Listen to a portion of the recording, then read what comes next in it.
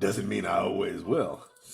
All right, so it is now 12 o'clock. So I wanted to welcome everybody. I'm going to stop the music. It is actually overture. Put out the lights. This is it. Anyway, no more rehearsing and nursing apart. We know every part by heart. Hi, welcome to Fire Dance. This is January 20th, 2024. And my name is Stephen Barnes. I'm the creator of the technology. And also on this call is my good lady wife, Tanana Reeve Dew. You can Sorry, unmute. muted. Hi, everybody. Good to see you. Hi. Now I'm not muted. All Yes. right. Good to be here. Yeah, it's great to have you here. We renewed our 90-day vows today, actually backdating it to the 1st of January. I we did the first 90-day love feast. I did the first 90-day love feast, me putting Tananari above me. The second one was aimed at the integrity of the inner child, and we talked Mhm. about that. And I was curious about what we were going to do next, but I realized that we talked about doing it for the relationship, putting the relationship above everything. But I didn't know how that was going to work, and I didn't have a model for that. So we're going back to what we did the first time, just kind of renewing. I'm just kind of renewing my commitment to placing her above me, and this is important for a number of different reasons. The most important one is that any issues that I can see in my relationship or my family, I have to believe that I am the person who can not just handle these things, not just handle them with joy, but that the obstacles themselves are the path. That anything that comes up is something I was supposed to have. In other words, like you go to the gym, the weights are the obstacle. You lift the weights, you get stronger.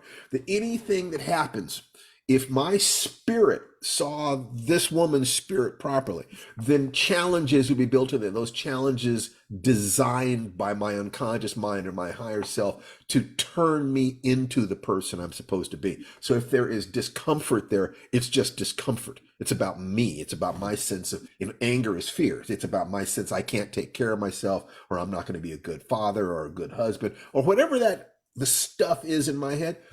This is just the work. And so I'm going to embrace that work because I believe that looking at things that way is generative. That if I look at things that way, there's no downside whatsoever. And if I'm also looking at the question that I don't have clarity on who I need to be exactly at this new phase in my life. I mean, it looks very much like I'm going to Manila. It looks like, this book is turned in, that we have, there are various opportunities that are happening at a very high level. Speaking of which, I want to jump in and talk Yes, about one of those please. opportunities. If you read my newsletter, I just sold a book. So I have a follow-up to the reformatory. I do not know what year it will come out. It's due May 1st, 2025. So do with that what you will. I have not written it yet. So it's not one of those where you sell it and then it comes out a year later. It's one of those where you sell it, you write it. That takes a year plus. Then it comes out a year later. But I'm very excited about it. And if any of you have read my short story, Incident at Bear Creek Lodge, which won a World Fantasy Award, or Return to Bear Creek Lodge, which is in Ellen Datlow's Christmas and Other Horrors, then you know the world of that story. It's just going to be set in contemporary times. And those chapters, those stories are just basically flash or in the past. Well, it also, you got the best contract that you've ever had. Well, that's true. It is a damn good contract. Yes, a damn good Very happy contract. with the contract. The royalty amount is more than we've ever gotten and more than my agent even asked for because the editor was saying no on the giving up the world rights and then offered a higher royalty. So I was like, okay, we'll take that. And the actual signing amount and the total amount for the contract. These are all You everybody for your congrats. Sorry. this is all expressive of the way the world is seeing my baby, and rightfully so. If you think that power like that does not come with challenges, that opportunity like that does not come with challenges, you have never had power and opportunity. So this is this is the moment that we got together for. this is what we saw we could be together. And it's like, oh, it's that time now. And when I saw that coming and we did the 90-day love feast last year, it was perfect timing. Oh yeah. Perfect Phew, timing. sure was. Talk about that just a little bit, sweetheart. I mean, look, I was just at the Key West Literary Seminar where I talked to editor Anne Vandermeer. Some of you may know her name. She's married to Jeff Vandermeer. And she was saying that her husband had told her at one point, I could never be married to another writer. And I think that as great as it is to be married to another writer, the brainstorming, the other lobe of your brain, the fact that you can be staring off into space and your partner gets it, and all that stuff is sometimes counterbalanced by the predictable competitiveness and comparisons. And everybody has ego, so it's tough for people who do the exact same things sometimes or are close enough to be in relationship with each other. And we could tell early on that the reformatory was going to be a bit of a juggernaut. I don't know why we could tell that, but we Because it took you 7 years, honey. yeah, that's why. And I believe in you. I know who you are. So if you put 7 years of your life in that book, that meant that book was going to be Godzilla. So it's basically earned out almost already, and it just came out in Wow. October. So I know usually it takes years, which is why we thought it would be a good time to come in with another book outline and sell that, while they're still excited. Uh, and some of it is anticipating paperback sales. It's not like the hardcover is like flying off the shelves, but it's doing very well, and they're anticipating very good paperback sales. And we did not want any moment of that tempered with unhappiness, any of the negative emotions. I don't want to unconsciously be putting on my brakes. And I certainly don't Want want me her to putting on my feel that brakes. if she succeeds, it's going to cost us intimacy, love, closeness, happiness. That can happen. It can Oh my God, it happens really all the happen. time. Tanandra has got to have the feeling that she can fly as high as possible. And that's not just because it's good for our family. It's because it was the implicit promise when we met True. that I would protect her, that I would not function in any way other than to be a safe place for her to land. And when she comes down, it's like fly free, little bird. Go do whatever it is that you're going to do. I'm going to do the things I'm going to do, and the grounding is our home. It. I'm not going to pretend that that's always easy. It's not It's just easy. not. No, it's not easy. I mean, this No, man was absolutely. when I met him, he was already a legend and a pioneer when I met him. So he has his own world and his own life, which is why I'm especially happy about this Star Wars novel and the timing of that, because it feels right. It feels right for Steve to be showcasing his very unique talents within the Star Wars universe, but also it's a very Barnesian novel. No Okay, one would just for mistake the it. sake of fun, now that you're Yes, mentioning that, there's sure. something that I wanted to do. Share Let your me. computer sound. Do you know how to do that? If you share your screen, hit share screen and then hit advanced and Okay, then share hit screen, advanced. and then computer audio. Okay, That's how so I do sound effects for our podcast. okay, so let's. I got it. Here is the venerable Snoop. The Glass Abyss, a Mace Windu novel by Stephen Barnes, Can you hear that? 116-24, to dedication for Cliff Stewart, Dr. John Letterin, Richard Bastillo, Hawkins Chew, Don Callan, and Harley Swift Dear Reagan. True teachers never die. They merely become one with the Force. 3. Once there was a wounded world, a land of crystalline wonder, a people balanced on the edge of disaster, but spinners never despaired, knowing that all existence is connected through the web, and that one day a warrior would come, the fiercest in the galaxy, drawn by duty, but bound by love, Whoa! by Stephen Barnes. One. You get it. Isn't that great? Okay, let me. Hey.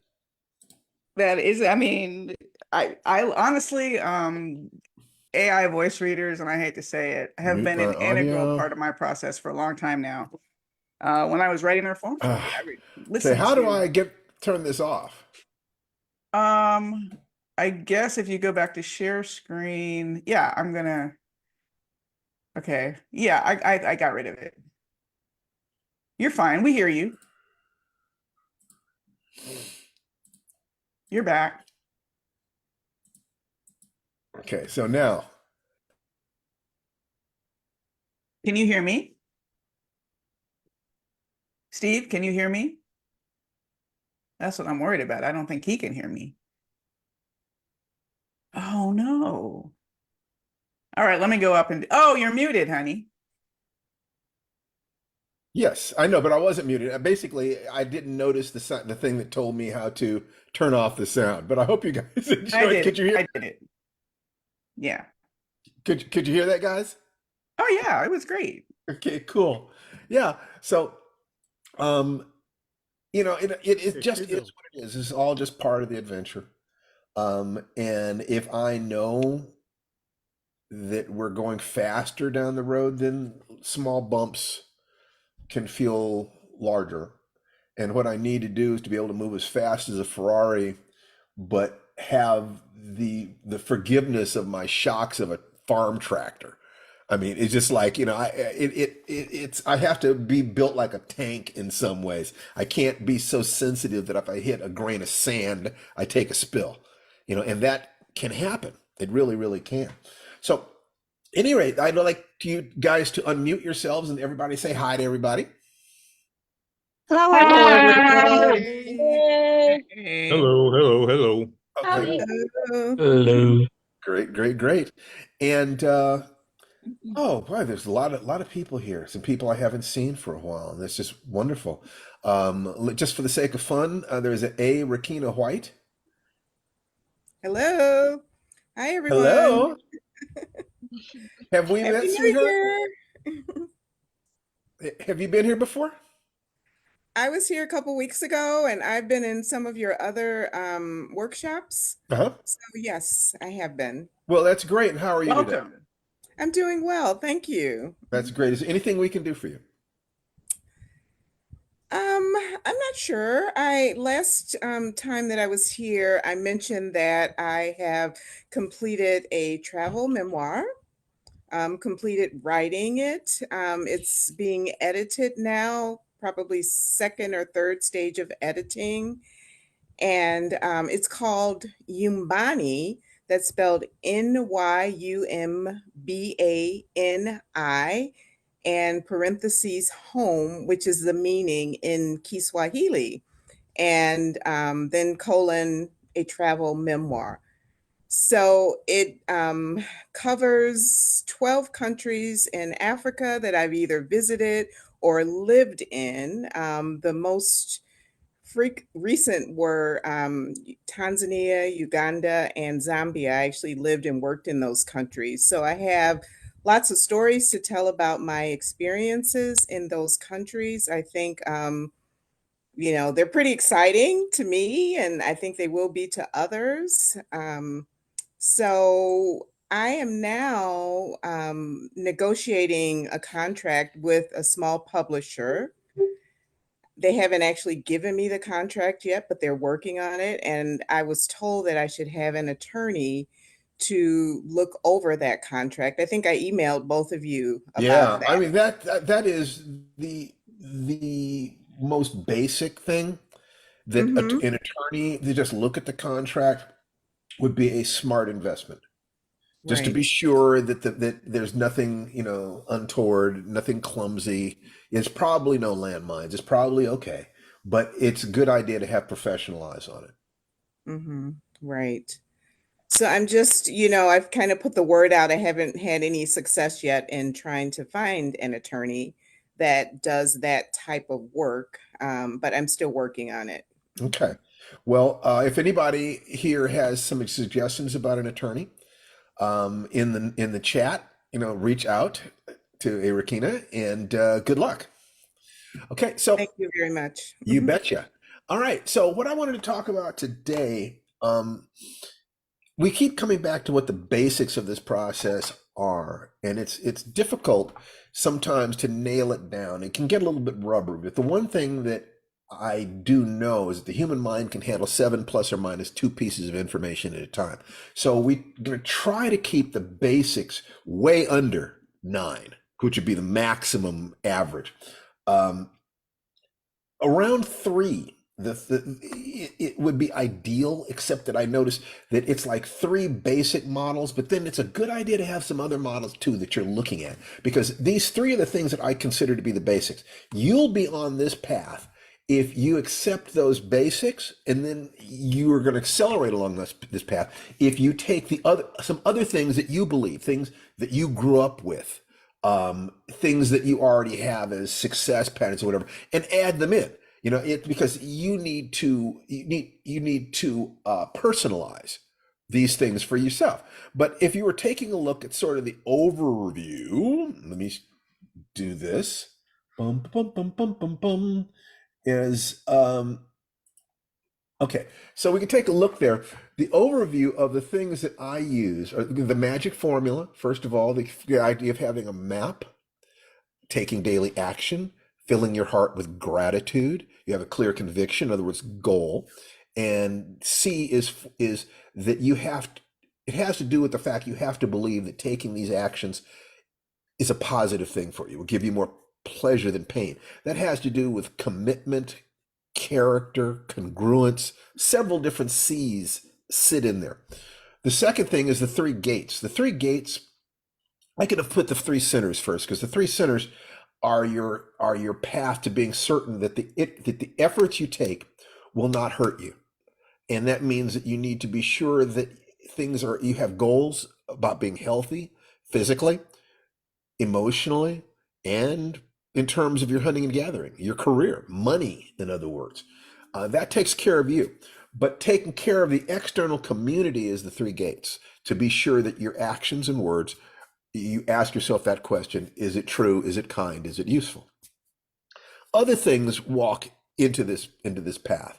The idea that you can improve 1% per week, number 5, by being sure that you are taking a breathing break every hour, 60 seconds, deep, slow, diaphragmatic breathing. There are ways in which I will say that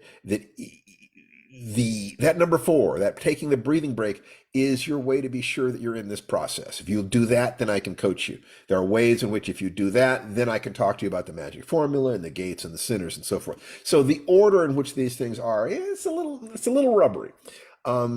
The 1% per week, very, very important. You want to be making forward progress. Success is the progressive realization of a worthy goal, right?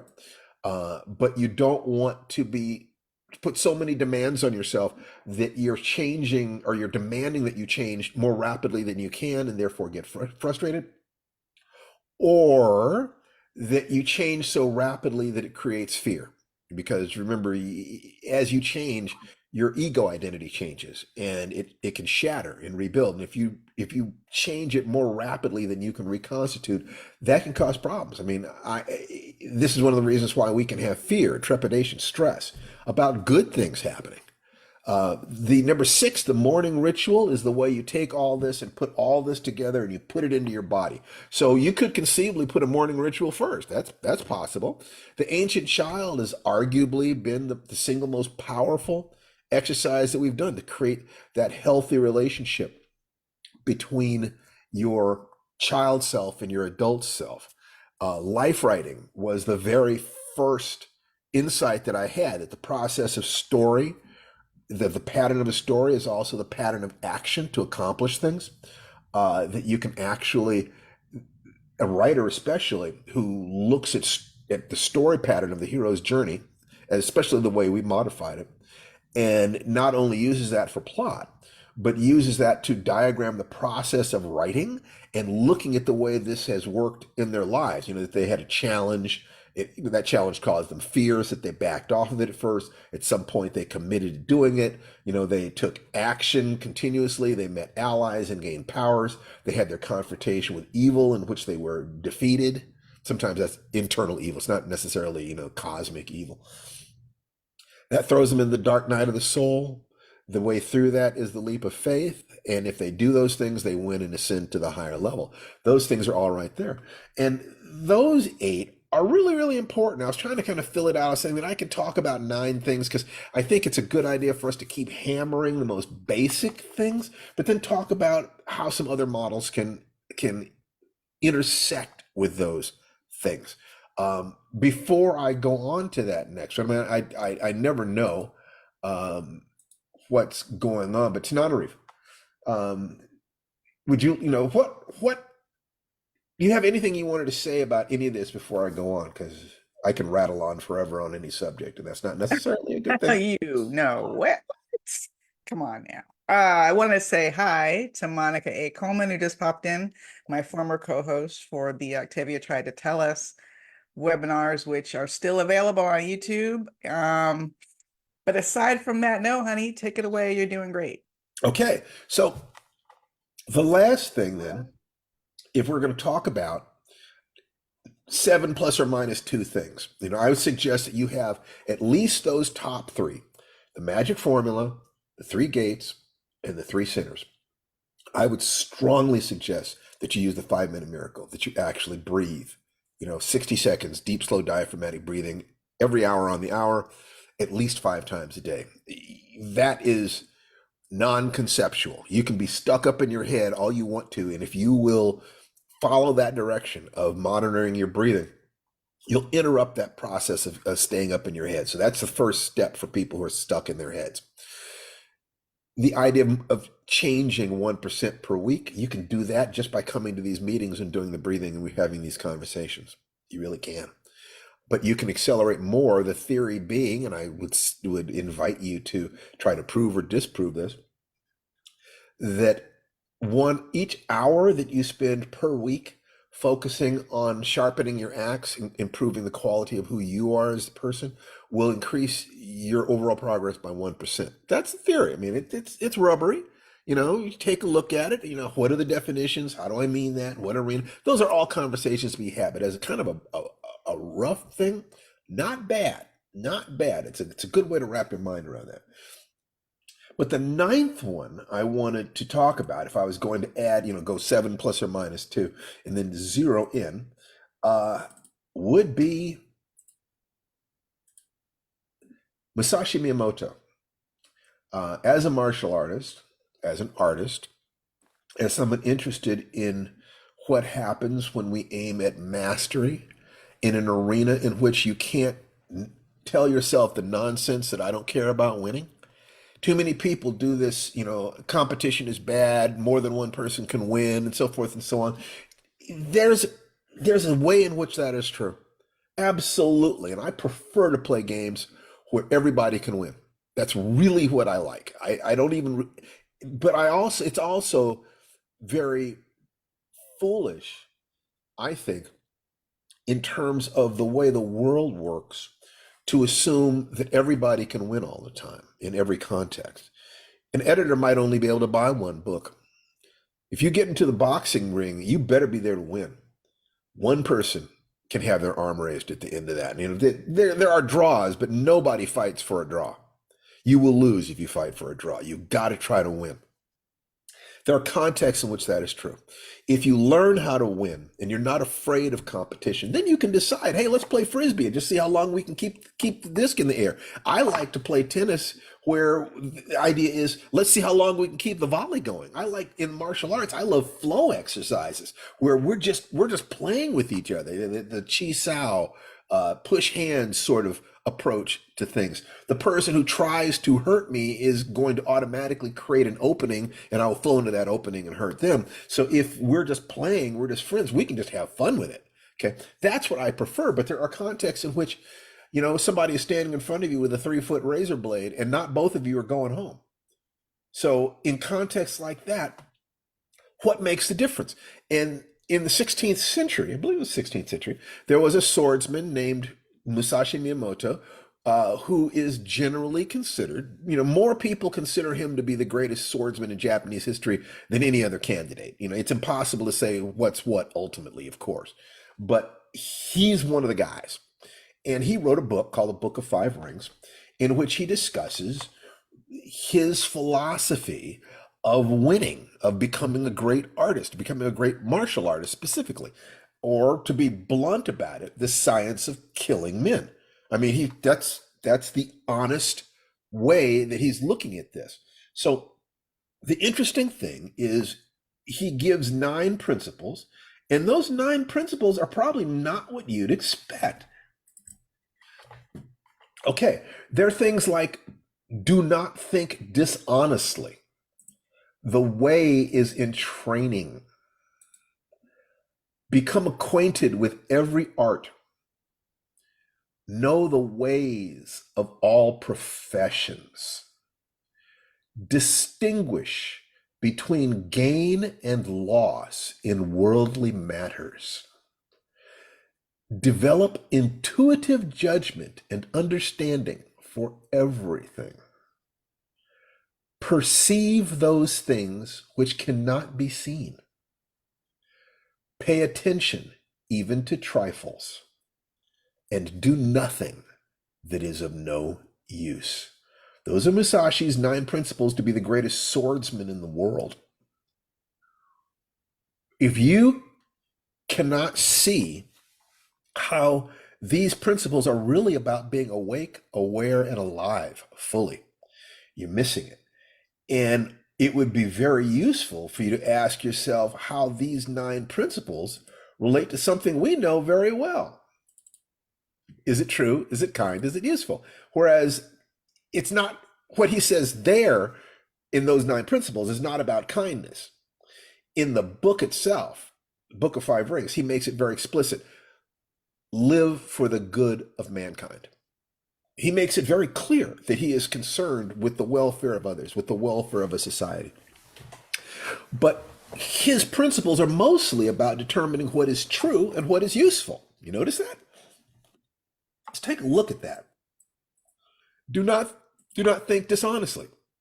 He's saying know the truth. Now, Sun Tzu says that the art of war is the art of deception.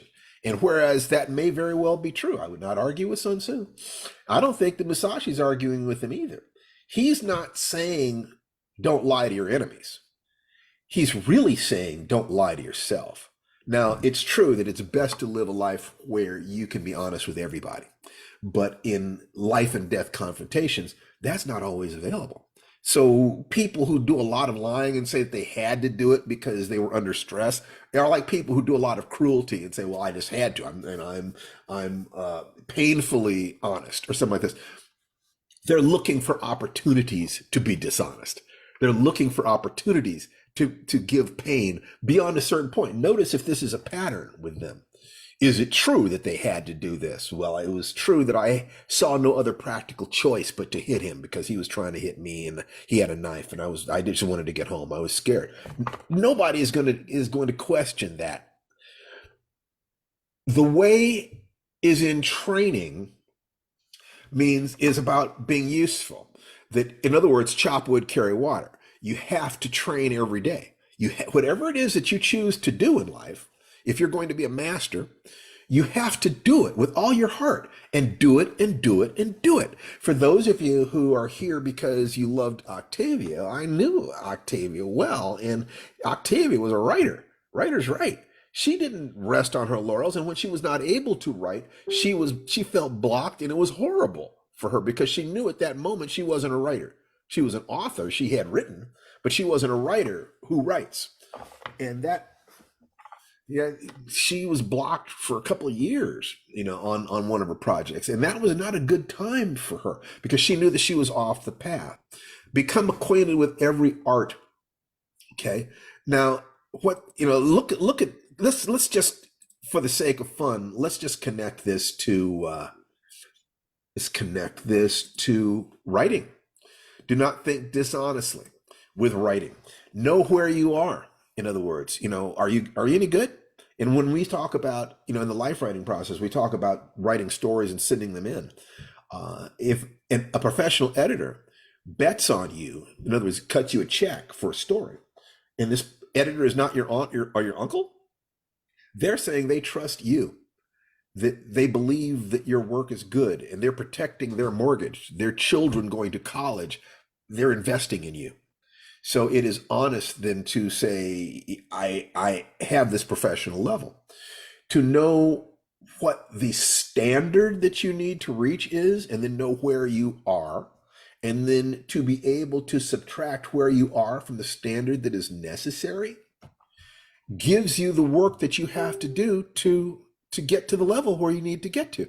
If you're dishonest, if you start by saying I'm already good enough, you're likely to, well, that might be something you need in order to protect your ego, but it's not going to help you get better unless you also have a work ethic.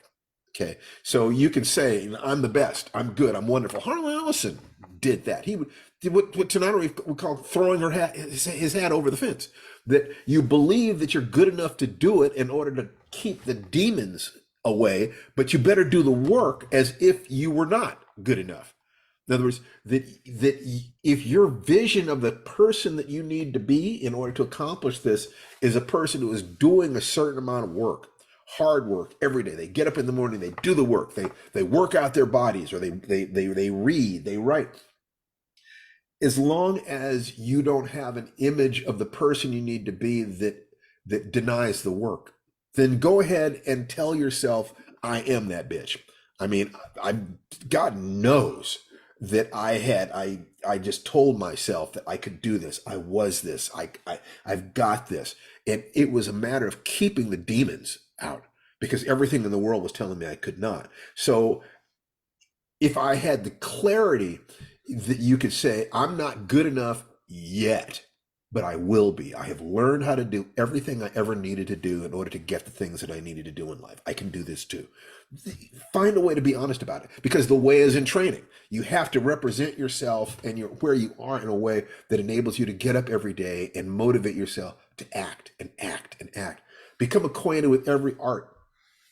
You know, I think that that writers should study multiple genres. Not only should they study multiple genres, but multiple forms: poetry, movies, plays. Just what is story separate from the specific container you find story in, separate from the specific clothing it happens to be wearing right then. Before I go on, Barkley had his hands up. Tom? I was going to say, if Tom Brady is in here, he needs to get the heck out of here. No, so I'm the Dolphins fan. Okay, bye. Well, maybe you were thinking of the mayor rather than the football player. There you go. When the voices were telling you could not succeed, where do you think they came from, and why? Okay, well, from everything, Tom. There were no other black science fiction writers. For 20 years, Octavia and I were the only ones in the world that we knew of, that we could find. My mother was horrified that I was trying to be a writer. And she burned my stories because she was scared that I was going to fail in my career like my father had failed in his music career, which destroyed their marriage. The world told me in no uncertain terms that people who looked like me, who were of my skin color, and I was relatively light, so what it would have been like if I'd been darker is horrifying to think about. That people of my kind did not do this. Not only that, but my mother had said in no uncertain terms, she said, quote unquote, Stephen, if you let white people know how smart you are, they will kill you.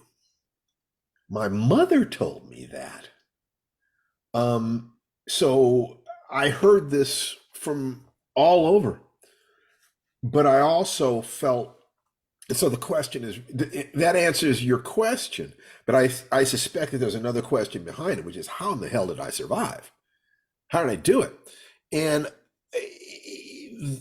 what I had to do was I had to feel like I had no choice.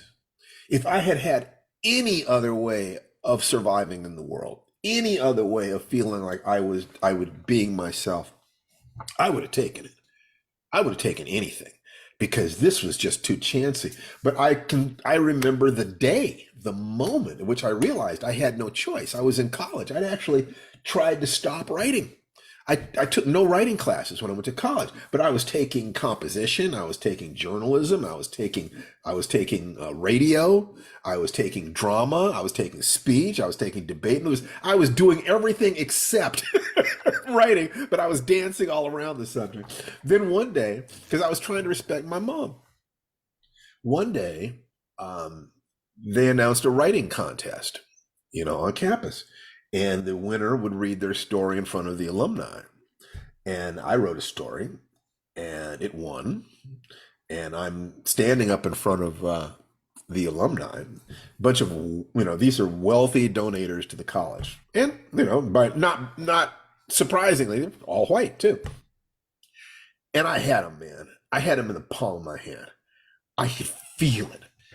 They were hanging on every word. After I got finished with the first page, they were on my train and I was the conductor. They could not get off. They had to know what happened next. And I looked at them and I looked at that feeling of total control over these rich white people. And I said to myself, this is my path. I have got something. I can use this to get where I want to go in a way that is in alignment with my ethics. If I can figure this out, this is my way through the forest. It's my way through the minefield. That if I'm standing here, they're looking at me, and now it's a white-black thing. But if I'm telling them a story and I can get them hooked into the rhythms of the story, they're not looking at me anymore. They're looking at the story. And now we're both looking at the story. And now I can leverage myself. I could see how to walk into a room and have people, and then talk to them, and then walk out of that room and have them say, wow, Steve is really smart, as opposed to them thinking that black guy is interesting. In other words, I had to get to the point where my ethnicity was not the first thing they'd remember about me. And I saw that I could do it this way. So that gave me belief that there was a way through this maze that I was in. And that it was possible for me to walk it, even if nobody else ever had. It was that combination of I have to, and the whole world thinks I cannot.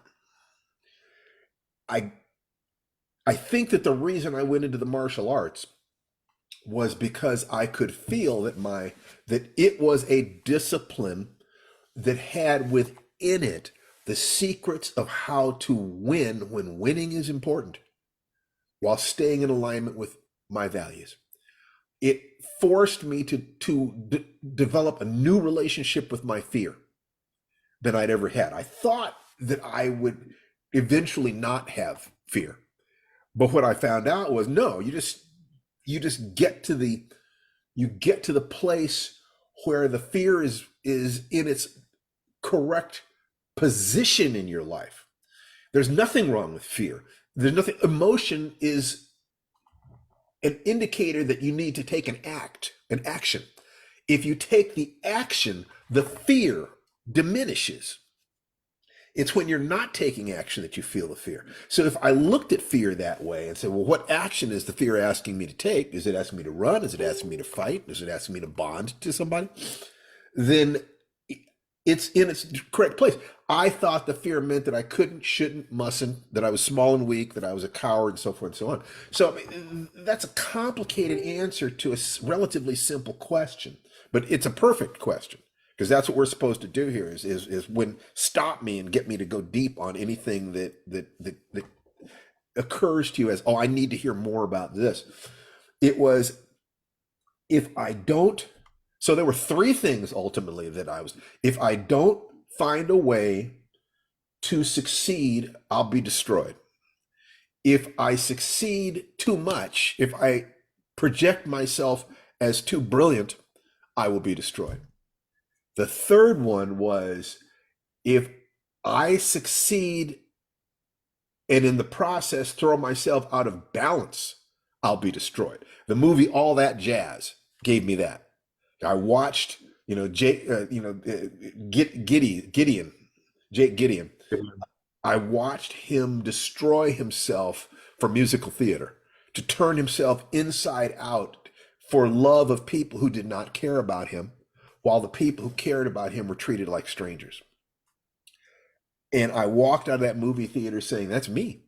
I could see myself being that. So I had three different things. It's like, okay, I have to succeed. I have to find a way to survive the process of success. So the martial arts were about that. And it's like, let me learn how to accept death and let me learn how to not project myself as a target. But then let me also be the nicest guy in the world. So if I could have that combination of being extremely nice and extremely sweet and extremely, and genuinely caring about people, but underneath all that, yes, I can also kill you.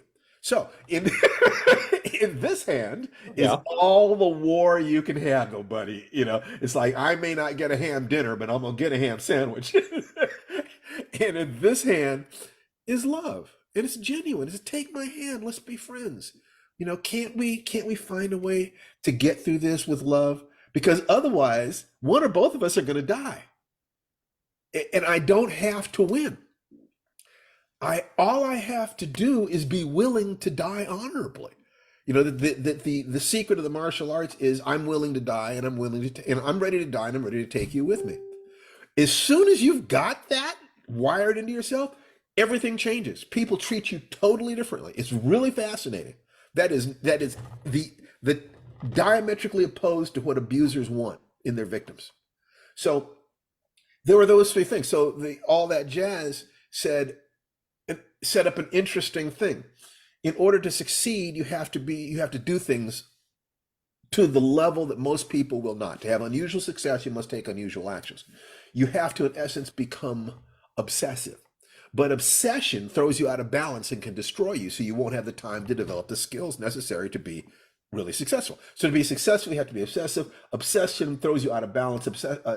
Being out of balance will destroy you, so you'll never get to that success. And that was when I had one of the smartest 5, maybe, things that I ever thought in my life. And that was that the only thing it is safe to become obsessive about is balance. Because the danger in obsession is it throws you out of balance. So I become obsessive about balance. I'm creating safety rails. And when I talk about the principle of the 3 centers, that is saying balance. So the 3 centers are safety rails that I got specifically from watching all that jazz, like this, that enable me to give it everything I have without tearing myself, my life, my body, my family apart. The 3 gates enable me to do the same thing, to give it, do whatever it takes without becoming dangerous to others. Is it true? In other words, I don't want to lie to people. I don't want to cheat people. Is it kind? I want as much as possible for people to feel better walking away from me than they felt walking toward me. Like, can I improve their lives? Is it useful? And that's where Musashi really, really shines. Does that answer your question, Tom? Well, yeah, it of course opened a great many more doors and other questions You than betcha. answered. So- We've known each other for almost 10 years. okay. I bet you don't remember the day at Worldcon at Anaheim when you were standing in the middle of the floor of the Sifwa suite looking around and nobody was talking to you. And I came in from running an errand and said, hi, is there something I can get for you? Mary Lynn and I were butlers for the Sifwa suite via our friend Sheila Finch. And that was the first time we spoke. And I figured out who you had to be from something that you said that led me to the collaborations with Jerry and Larry. Ah, okay. But in all of that time, this is the first time that you have told all of those connected stories from beginning to current day. Interesting. I don't think I've ever heard you Well, I stream. would like for you to, in Facebook, would you write out exactly what it is that you feel I just said for the first time? So I don't hallucinate that I understand, but I want to move on. But I'd Right. love to hear more about that. Okay, so let me Okay. let me go on with this. So do not think dishonestly. The way is in training. Become acquainted with every art. Know the ways of all professions. Look for people, in other words, who are experts in different professions because there is a similarity to expertise. Masters are masters in whatever field you go to. To know one thing, know 10,000 things. The way that you become excellent at anything is the way you become excellent at anything else. And so one of the things that you do is you find areas in which you've already mastered something, and everybody has, and you ask yourself how you did it. Even if it's only, how did I learn how to walk?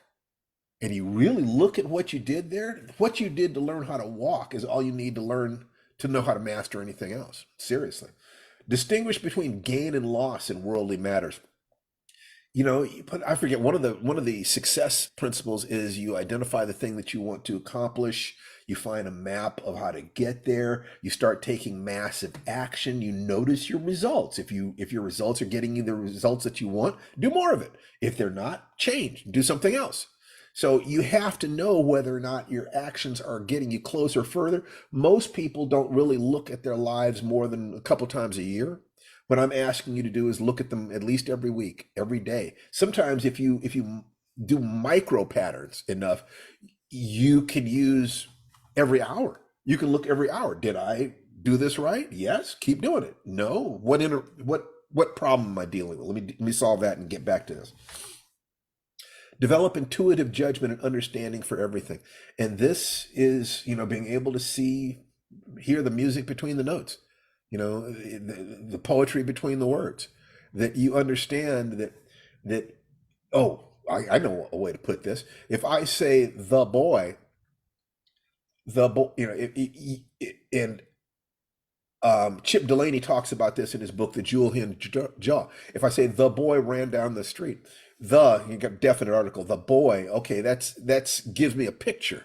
The boy ran, okay, that gives me a clearer picture. The boy is in action. The boy ran down, suggested direction, another definite article, street. So now we have a picture in our minds. But what's important there is not just the words, but where the reader's mind went in between the words, what's called the transderivational search.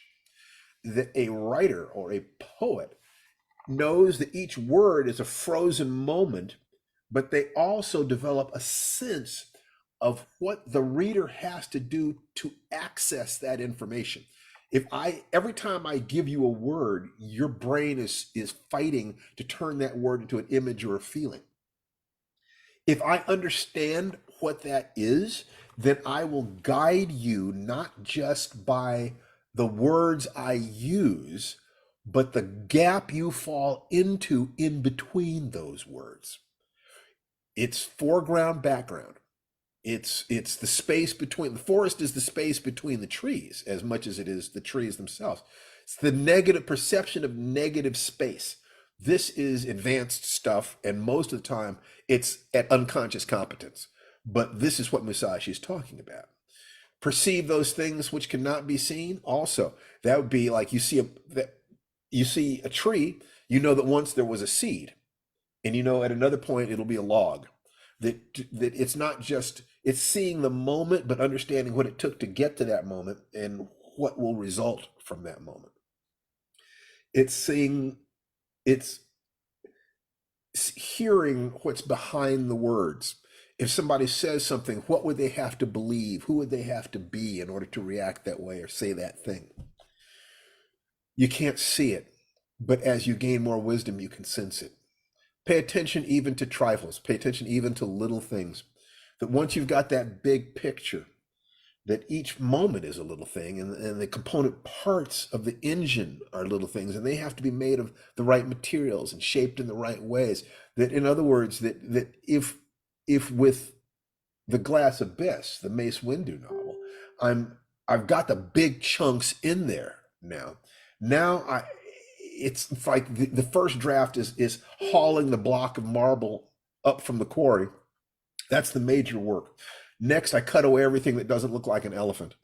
And after that, I polish. I polish and make sure, because people aren't just going to look at it from a distance. They're going to get up close to it. And they're going to run their hands over it. So I need to make sure that from the textures to the wide view to the long view, that on every level, this is representing my dream. Okay. So there are times for the big things, there are times for the small things, and you need to pay attention even to the little things about your craft. Get the big things first. First, put in the big things. First put in the boulders, then put in the rocks, then put in the pebbles, then put in the gravel, then put in the sand, then put in the water. You go from the big things to the smaller things. Do nothing which is of no use. Don't waste your time. These 9 principles are mostly about what is true, is it true, and is it useful? Mostly. But if you know the 3 gates, you'll also know that these things are all interconnected.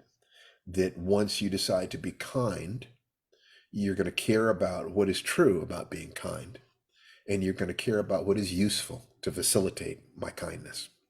These things are all connected together. So looking at the magic formula, if you can see how to apply Musashi's principles to writing and to fighting and possibly relationships, physical health, then you would understand how to apply this within the context of the magic formula, within the context of the 3 gates, in the context of the 3 sinners.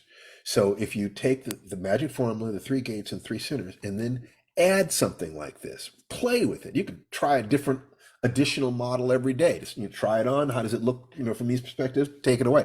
Every time you use a different model, and like I said, I got a million of them, the situation is going to look just a little bit different. And since reality ultimately is outside words, you can use words and models to explain things, but you understand the experience of life is outside those explanations.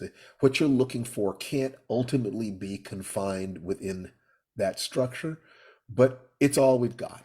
All we've got to communicate with others is words that either define the thing or point to experiences that people can do that will allow them to experience the thing that can't be put into words. The Zen masters, having somebody do something, and then the moment when they've got it, they just say yes. Or if you don't have it, they slap you with the stick, saying not that, not that, not that, because you can't put the most important things into words, but you can experience them. They're things that cannot be taught, but can be learned. So, for instance, if I say that this path is for people who are willing to stop and breathe, I'm doing that for a variety of reasons, including the fact that the process of actually doing the breathing will teach you things I cannot put into words, and you would have no reason to believe just because I said it. So, whew, the Tao that can be spoken is not the true Tao. That's exactly right. So here we are. And what I would love to do is move from me lecturing at you to you asking me any questions you want about any of this. One thing I would like to say is that on February 17th, we're going to be applying my way of thinking about writing in life and Tananarive's way of thinking about writing in life to our 3-hour screenwriting workshop. You can find out about it at www.screenwritingwebinar.com. And no one who wants to go to that workshop will be turned away for lack of money. I mean, we expect people to be honest with us about how much they can afford, but there is an option that will enable you to attend for whatever you can pay, down to $1. I mean, seriously, we trust you. As long as we feel that we're being treated fairly in terms of the money that comes in from that, we will continue this process because this teaching is for everybody. A lot of these things, most of these things I learned from teachers who did not charge me. Some of them I paid through the nose for, but we really want to give away as much as we possibly can. And this strikes me as being a good way to do it. We make our money in Hollywood and, in New York. We don't need to make it from our virtual family. Teaching our virtual family is one of the things that I do because the path can feel very lonely. Yeah, I treasure having people I can talk to about these things. This is, as you may have noticed, this is not typical conversation. And I really love the fact that you're willing to allow me to express myself about that. I don't know if Tananarive is still, she's actually helping us get a new sofa in the living room. I'm So here. she's I'm here. you Yes. there? Okay. I've been rattling for a while. Is there anything you wanted to say about any of this before we open the floor, sweetheart? Oh, well, now that I've jumped on camera, not really. You've covered a lot of it. Managing fear is important, and I'm glad Steve told his story of awakening in that sense. I had a lot of advantages. I mean, not only the constant support of my mother wanting to be a writer, not just giving me a writer's market every year for my birthday, but specifically telling me, because they were civil rights activists, yes, you can contribute as an artist. I mean, that was their attitude. The NAACP put all kinds of effort into their Hollywood branch because they understood the importance of representation. So it was like all kinds of permission, but get that journalism degree, which, funny story, journalism not the steady field that it was back then, unfortunately, with news of impending layoffs at the Los Angeles Times, the entire staff of Sports Illustrated. I don't know if you heard about this. So very rocky times for journalism. But back in the day, that was the way to have a steady income. And I was the kind of writer who needed a day job. I could not couch surf. I could not wait tables. I needed a career path, a 2-bedroom apartment, an office with a door that closed to really feel like I could write. And I'm glad I took that path. Absolutely. So, this is the point at which the rubber meets the road in the sense of if you have a positive result, if you have a question about getting your result, or if you have a question about anything that either one of us has said, just raise your hands and ask it, and nothing is off the table. The more courageous you are about your questions, the more valuable this can be. So, Shikeisha? Hi, everyone. Hey, sweetheart. Thank you.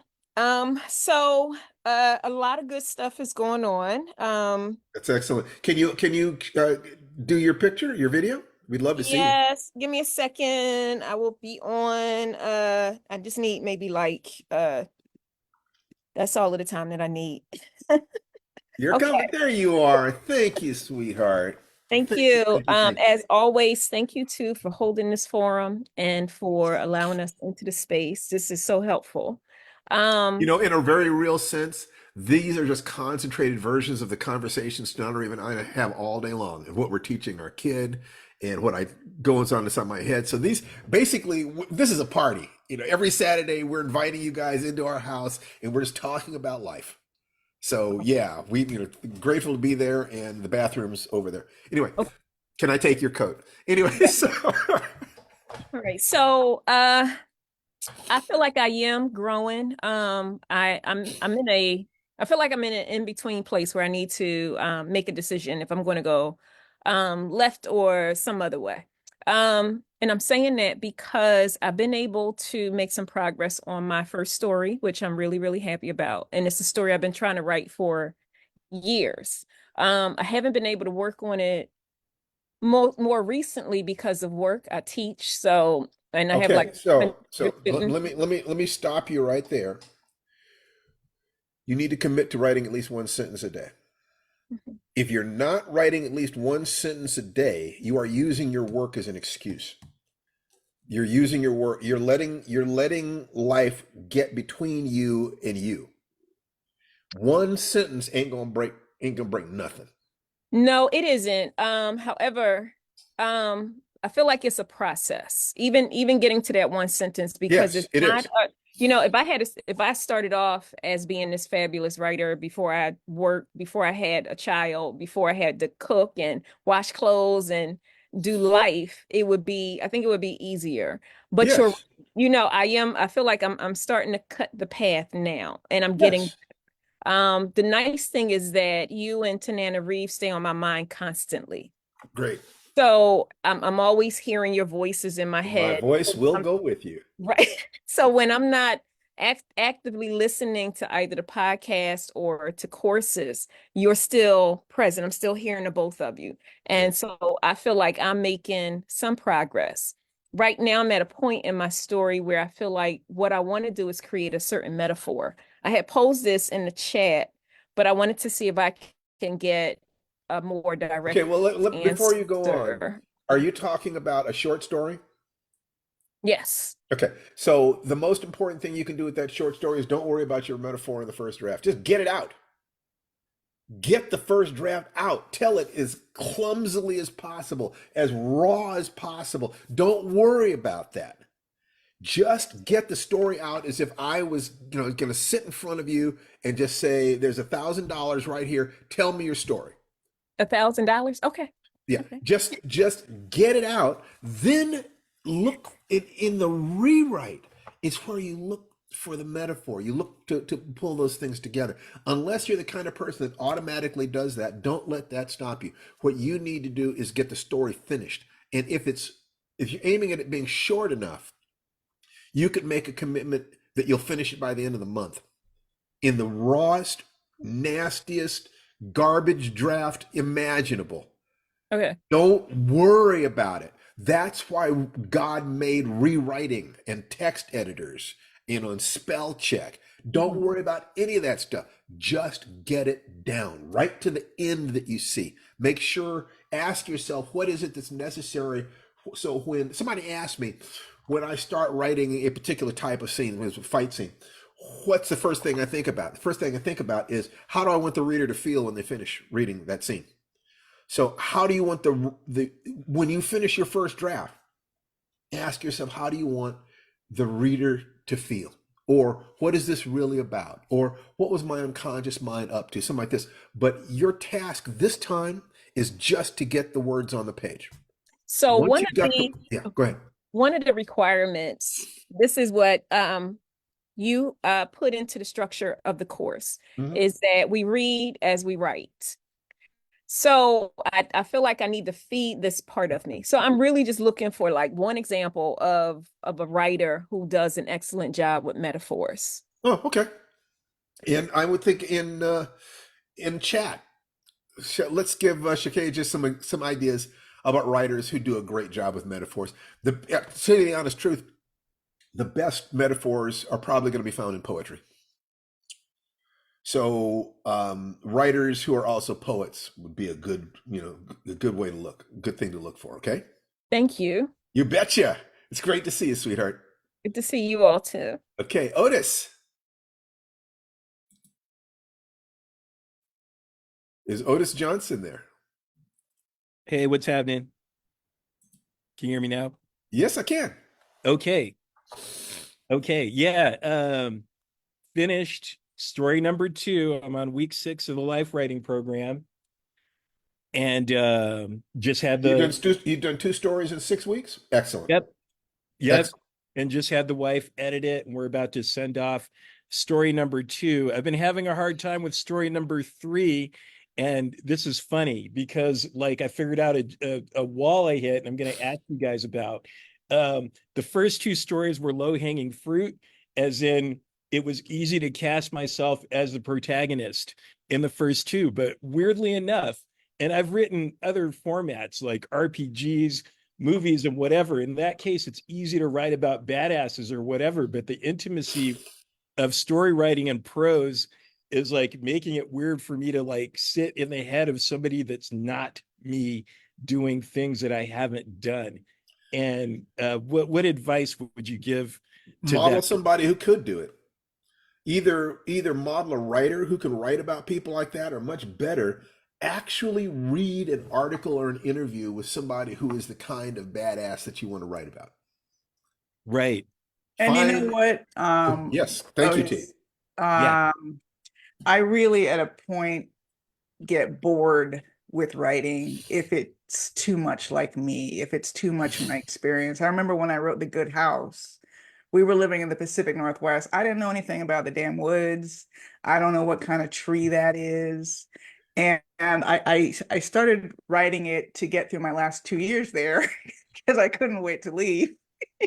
And I made my surroundings a setting, and I read Audubon Society books. I read about African traditional religious systems, that led to voodoo and these kinds of things. The research piece has become such a fun piece for me that I think with every challenging new story where you're writing about someone who's very different from you, I mean, luckily nowadays, everybody with a video phone, an iPhone, makes YouTube videos talking about how to do whatever, like anything you can dream of. Put it in a search engine in YouTube, and there's somebody who will walk you through his day or walk you through the process. And that's how you start to kind of inhabit, especially in a short story, you only have to have enough, right? You don't have to convince everyone you actually did this. It just has to be enough to convince yourself and the readers that you have authority in the story. So I would say embrace that part. Embrace the, oh my God, I don't know anything about. There's a horror novel that just came out called Whale Fall by Daniel Kraus. He didn't know anything about diving when he started writing that novel. And it ended up on the cover of the New York Times Book Review. And I feel like I've been in the belly of a whale because I read that book because he convinced me. And that's part of what writing is. Right. Does that help?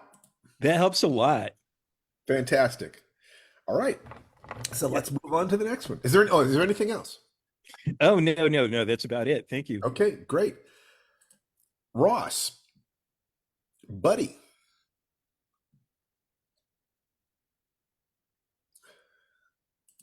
Where's Ross? Ross Merker. Okay, you need to unmute yourself. Unmute. Yeah, okay. Hi, it's me. Hello, Ross. I have a brag. Love to hear. After better than 2 years of pounding and twisting and turning and struggling to answer, so what is it exactly that you're offering here? It came down to 4 words and a math symbol. Personal power greater than circumstantial overwhelm. And I can help you prove it. Okay. If you can help them prove it. If you Yeah, want to, that's so have you got your test group of people that you're working with, or is that your next step? that's my next step. I have been celebrating internally the whole idea of, my God, I finally have something straightforward and simple that accurately describes what it is I'm offering. Okay, now let me tell you what I think, and that is that after you've helped a few people through it, they will phrase it for you in a way that's even better. But right now, if you've got something that really makes sense to you, then that is a huge win. That's a huge win, Roscoe. I know you've been struggling. Yes, sir. So, it's like, let's say you've got a fantastic medicine, but you can only describe it in terms of its chemical formula. What you have to describe it is simply in terms of what it's going to do. And that communicates differently Results. to a doctor than it does to a parent, than it does to a sick child. It being able to describe it so that the pharmacist, the doctor, the parent, and the sick child all can understand what it is that you're saying is going to be is going to be an important step. Testing it will be a hugely important step because the bench model of anything is never going to survive contact with the actual test. That once you have the test, then you start seeing what works, what doesn't work. We need to tweak this, we need to do this. But what sounds like to me is that you actually completed one whole level of what it is you're trying to accomplish. And that is to be able to have a description of it that you can really wrap your brain around. So now it's test it and be sure. You mentioned a couple of weeks ago that some good things had happened for you financially. Is that accurate? Yep, Is that still true? they're coming. Huh? I said the financial stuff is coming, and my bandwidth is choking. Okay, so the financial stuff is happening. I want you to be careful with the financial stuff. Take care of it, because when we don't have our financial stuff, it's difficult to be joyful. It just is. And I want you to be happy, Ross. It's important to me that you be happy. You're a good man. Okay? Is there anything? Well, first of all, congratulations on your win. Period. Just congratulations. In fact, I would love to unpin you, and I would like everybody to give Ross a hand because this is genuine work. He's been really, really working on this. So good for you, Ross. Is there anything else we can do for you today, Thank you. buddy? No, sir, making sure that I've got the next step accurately as okay, next step will be results. That's pretty much what I was thinking. So thank you. Sounds good. No, you're right, and you can PM me if you want to talk about anything else. Uh, Zaisha, Harold, Hi. hello. I'm How happy are to. you? What a nice smile. Thank you Oh, for gifting thank us you. with that smile today. I just love it. I love to join you all when I have an open block on a Saturday. I understand Um, completely. so thank you for recognizing my hand. I just have a quick, well, this is probably not a quick question, but I completed a series of poems that I'm going to submit for a competition. And I had an editor friend, well, she edits, so she reviewed them.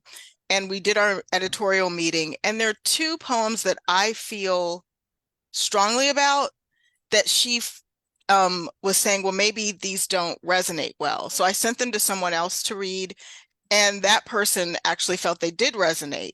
So I'm kind of at that point where this is just it's just, this was a passion project, and I'm not really sure where, how to deal with editorial advice, I guess, Okay, well especially if there's a piece you feel strongly about. So let's get Tananarive in here.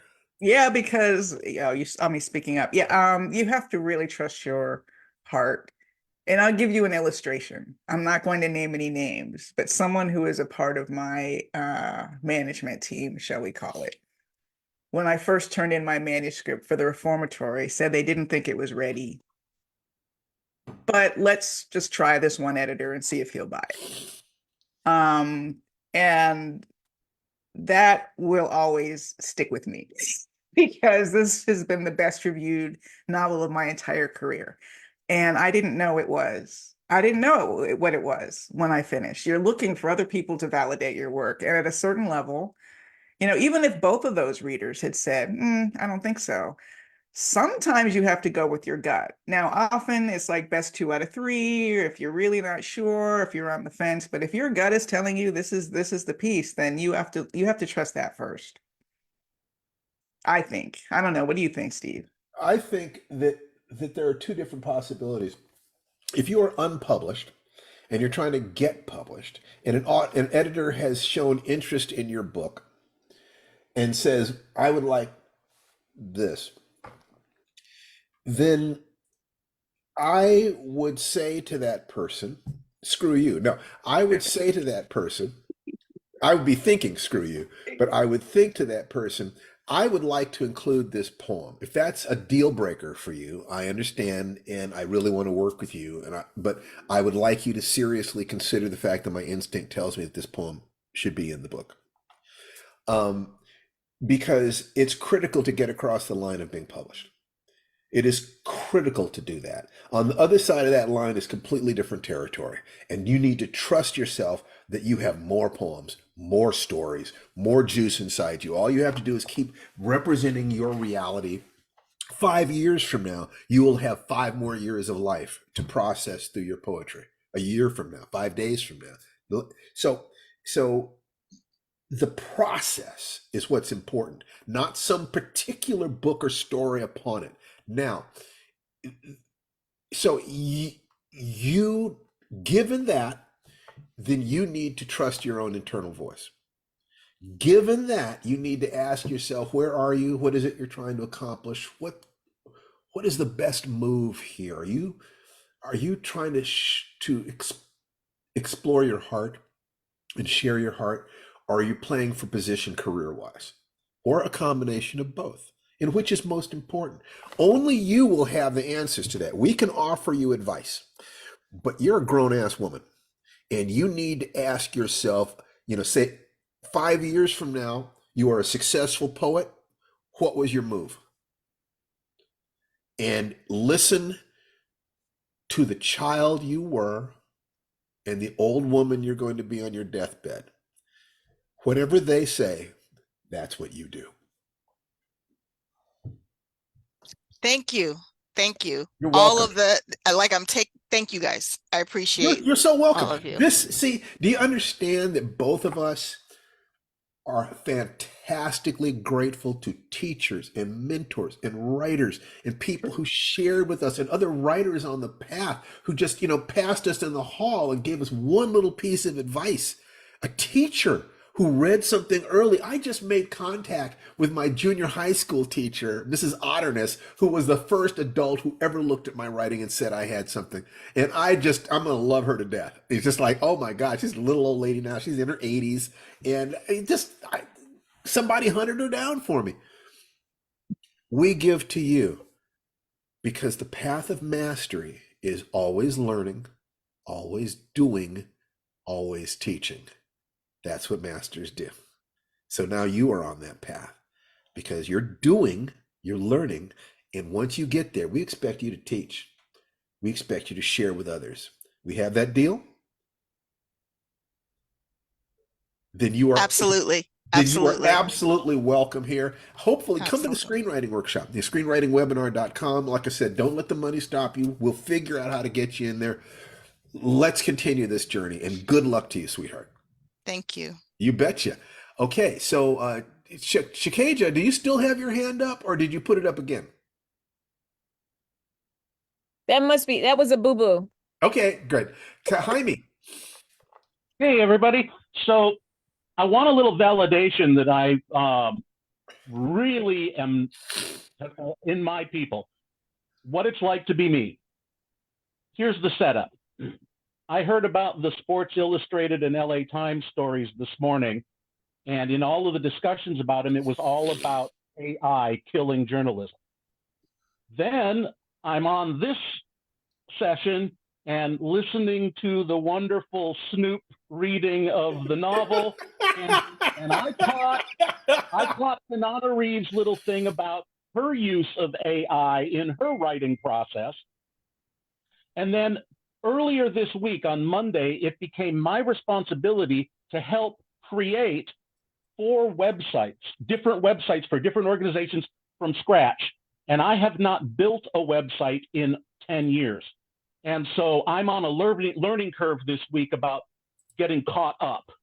And then I had a moment during this meeting where I got a flash of a short story about an old man like me using AI to help him create a website.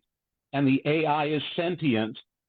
And it could either be a help and a friend to him, or could go to a real dark horror story kind of way. And I've been obsessed for the last half hour trying to write notes about the idea so I don't lose it. Okay, well, I love it. But you're gonna have it. I would say that do you tend more towards writing upbeat stories or horror stories? A little bit of both. It depends on Well, then what, make the story a little bit of both. I mean, look, That's there genuinely are issues with AI. The only thing I can say to people is while we're working that stuff out, be sure you're not in the bottom 20% of your field. Be sure you can prove that you're not in the bottom 20% of your field. Those people are in trouble. But it's the whole process of having my consciousness hijacked by a story idea or a poem or something. Yeah. Like it's taking me away from what I'm doing, and I can't let it go, because if I don't write it down or get some of it down, then it's lost forever. Okay, so does this happen to you frequently? Oh gosh, several times a day. Okay, so you need to have a system such that when these new ideas come in, you can capture them. So Right. maybe a voice recorder, a digital recorder, or a program on your phone. Just talk it out. 1 minute of talking about a story and you've got it. And then you go Right. back to what you're doing. It could be, wouldn't it be fun if your ego, which does not want you to make a movement, a particular kind of movement forward in your career because that will kill you, will come up with ideas to distract you. But if you learn how to capture those ideas expediently, then all that's happening is you're using your own darkness against itself. You are Right. tapping into everything you are. Even the rocks that your unconscious throws at you to try to distract you, you get to turn into things to build a fence around your house. See, Cool. that it is, don't be afraid. Don't, some people try to run from their dragons. Other people are destroyed by their dragons. Some people kill their dragons. I suggest flying that dragon home. Yes. Make Tame them. friends with your dragon. Make friends with your dragon. Make friends with your fear. So, like, I am no longer afraid of my fear. That's the I love, only advantage I have over the guy I used to be. I'm not afraid of my fear anymore. It's just part of who I am. I I loved will what you said never at be the the top of the guy. I talked with a guy on Facebook named Barry Gordon, who was one of the best fighters at my old school, just far above my level. More than that, he's just a natural. He loves it. Not only he has a psychology for it. He was a master psychologist, and he just had that. And I will never be that guy. It's too late for me to be that guy physiologically because of my age. But I'm not even that guy psychologically. But it's okay. We're friends. It's okay. I'm who I am. He's who he is. And isn't it wonderful? But all I want you to do is make peace with yourself. Don't be at war with yourself. When I loved what you said at the beginning of the meeting. The obstacles are the path. The obstacles are the path. That's right. Anybody who looks at my relationship with Tananarive, we're not kidding about how we feel about each other. Not at all. But if you think it's easy to be in a relationship with a woman this strong and intelligent and vital, then you don't understand love. You don't understand relationships. You don't understand egos. I have an ego. You think I don't wish I was the one who got that huge contract? I was the one who got the New York Times this. I was the one who this. Of course I do. Of course I do. But it's just part of what I have to deal with being married to a fabulous woman. What kind of bullshit would it be for me to be married to a fabulous woman and then blame her for being fabulous? Come on. And you don't think she has her eccentricities? God knows I have mine. I doubt seriously there's anybody on this call who thinks I'd be easy to live with. It's just what it is. This is the meat of what life is. And one of the things that is true is that we contain multitudes. And some of those multitudes will try to distract us from getting where we're going. So what we're talking about here is how do we get all of our dogs pulling the sled in the same direction? How do we do that? Some of the dogs, you want to play with them, you want to feed them, you want to do this. So occasionally you have to spank a dog. But it's better if the dogs love the competition, they love being together, they just want to pull your sled. How do you do that? By not being afraid to talk to them, not being afraid of your demons. So you got a little tweak from something that was giving you an idea when you should be focusing on this over here, perhaps. So it's how you can't chase two rabbits at the same time. You won't catch either one of them. If you know that you can have 6 stories going at the same time and you'll finish all of them and send them out, then go ahead and have 6 stories going at the same time. But most people need to focus on one, just one, and get that one story done. Then they do one more. And then maybe it's a little bit like juggling 3 scarves. You juggle 3 scarves before you go for 9 balls. Okay. By focusing on the smallest thing until you've got that mastered before you move on to the next thing, you are giving yourself the chance to experience mastery. I have a sense, Tananarive, were you thinking something about Jaime's comment about story ideas, so forth, so on? I was kind of wondering whether or not you were.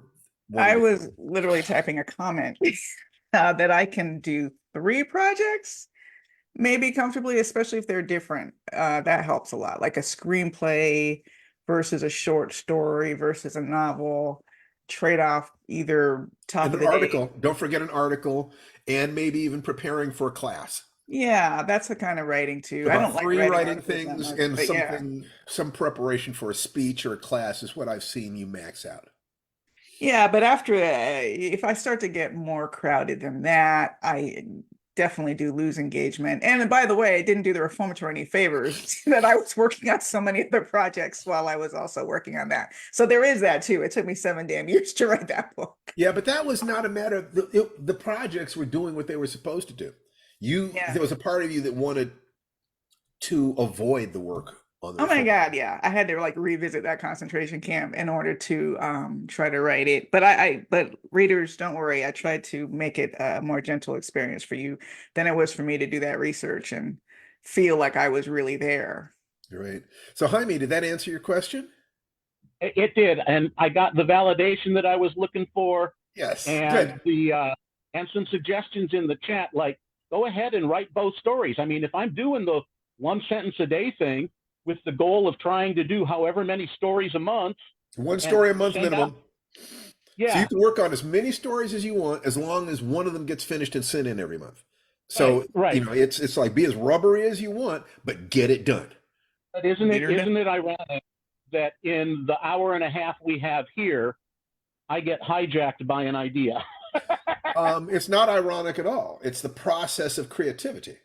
The Yeah, process of creativity so is the sad. ideas come when we're thinking about something else. Our best Right. ideas come when we're thinking about something else. So this is one of the reasons why I would come up with 100 ideas for a story. I mean, I've got to come up with a story. I can't just sit around and wait. So I'll come up with 100 ideas, and I know that if I do that by focusing on coming up with a lot of garbage ideas, a good one will sneak through. A good one will just sneak through. So good for you, Heidi. Wonderful. Congratulations. Love it. Love to see you always. So let's see. Let me get this. I'm going to unpin these things. So let's kind of go back over what we were talking about today. And what we were talking about today specifically is Musashi Miyamoto, Book of Five Rings, or how to take the most basic things we're talking about, which is the magic formula, which is you have a map or model of what you're trying to accomplish. You're taking daily action, even if it's only one sentence a day if you're a writer. You fill yourself with a sense of gratitude for life, because gratitude is the best way to create faith. If you have gratitude for what happened in the past, it's easy to believe the good things will happen in the future. Simple as that. You have clear intention, clear goals, crystal clear. And the doing of the thing, the goal, as well as the process of achieving the goal are both in alignment with your values and worth doing, that you're having a good time every day. It's not, if you have a goal that's going to take you a year to accomplish, you don't just have the reward at the end of the year. Nobody guarantees you're going to live that long. But if you set it up so that every hour, every day is happiness, you end every day with a smile and a kiss and a hug and feeling like you've filled your life, then you're winning short and long term. You've actually defined the game so that it's impossible for you to lose, like Mr. Miyagi did in Karate Kid 2. He set it up so that if he was going to have to fight this guy, no matter what happened in the fight, he wins. That was brilliant. It was wonderful. This is what I want for you. And everything we talk about here is based on just those 3-4 things. You know, the magic formula, the 3 gates, the 3 centers, breathing at least once every hour, you know, at least 5 times a day, 60 seconds, deep, slow, diaphragmatic breathing, and the notion of increasing our goodness, our alignment with ourselves by just 1% per week minimum. That's our minimum. We want to get better. We want to continue to get better, and we want to be happy. The meaning of life is to be joyful and of service. And we serve you because we believe that if you put up with my nonsense, you're the kind of person who will go out and help other people. And that this is the way we change the world together. You look around here, we see younger people, older people, black people, white people, gay people, straight people, writers, non-writers, athletes, non-athletes. We are the world, people. This is where we start. If you believe that you can change your heart, heal your heart, and become a person who can lead others to healing their hearts, this is how we win, right here, right now. Unmute yourselves. Everybody say, howdy, I've got in an hour and a half from now, I've got to teach another workshop. So I need to take some time off. I have loved being with you, and just say hi to each other. Hello. Each other. Hello. See each other everybody. next. Hello. So Hello. good to see Thanks for you. sharing. You bet. Thank you, Thank people. you As all. always, it was a kick to Everybody. hang out with everybody. Good luck Have to a everyone. great week. Come to the screenwriting workshop, www.screenwritingwebinar.com. The pricing is flexible. It's $197 if you can afford it. Otherwise, you will pay only what you can afford. Take good care. I love you guys. I truly do. And I'd like to close this as I always do with a Sanskrit expression that means that the divinity within me salutes and acknowledges the divinity within each and every one of you. Namaste. Namaste. Bye-bye, everybody. Bye-bye. Bye, everybody. See you all next week. Take care.